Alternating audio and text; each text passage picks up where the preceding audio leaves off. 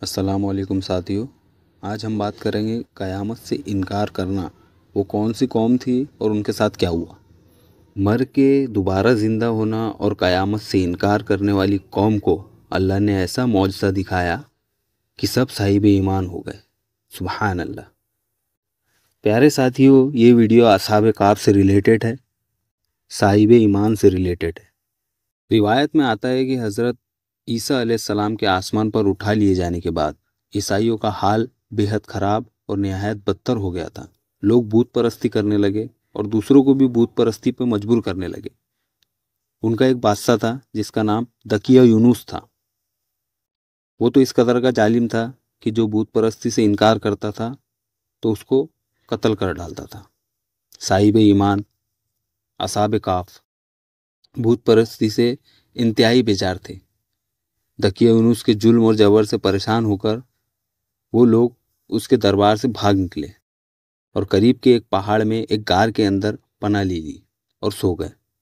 جب دقیہ یونس کو یہ معلوم ہوا، اس نے جب تلاش کرایا کہ یہ غار کے اندر چھپے ہے تو اس نے حکم دیا کہ یہ غار کو ایک مضبوط دیوار سے بند کر دو تاکہ وہ لوگ وہیں پر ہی مر جائے اور ان کی وہی قبر بن جائے۔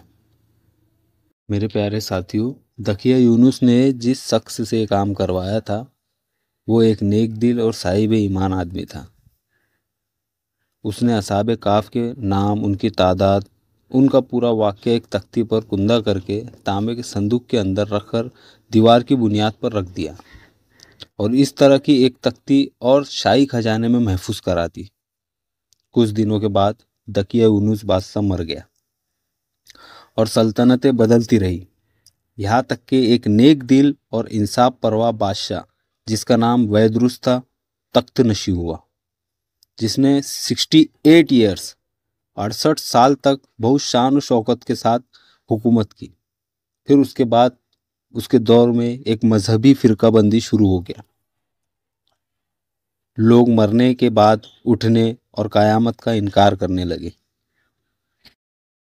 قوم کا یہ حال دیکھ کر بادشاہ رنج و غم میں ڈوب گیا اور وہ تنہائی میں ایک مکان کے اندر بند ہو کر خداوند قدوس کے دربار میں نہایت بے قراری کے ساتھ دعائیں مانگنے لگا کہ یا اللہ عز و جل کوئی ایسی نشانی ظاہر فرما دے تاکہ لوگوں کو مرنے کے بعد زندہ ہو کر اٹھنے اور قیامت کا یقین ہو جائے۔ بادشاہ کی یہ دعا قبول ہو گئی۔ پھر ایک بکریوں کے چرواہے نے اپنی بکریوں کو ٹھہرانے کے لیے اسی غار کے پاس روکا۔ پھر وہاں کی دیوار گر گئی۔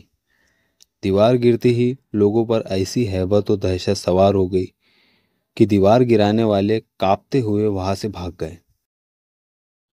اصحاب کہف اللہ کے حکم سے اپنی نیند سے بیدار ہو گئے اور ایک دوسرے سے سلام کلام میں مشغول ہو گئے اور نماز بھی ادا کر لی۔ جب ان لوگوں کو بھوک لگی تو ان لوگوں نے اپنے ایک ساتھی کو کہا کہ تم بازار جاؤ اور جا کر سب کے لیے کھانا لے کے آؤ اور خاموشی سے یہ دیکھنا کہ دقیہ یونس ہمارے بارے میں کیا کہتا ہے۔ پھر وہ غار سے نکل کر بازار کی اور روانہ ہوئے ہیں۔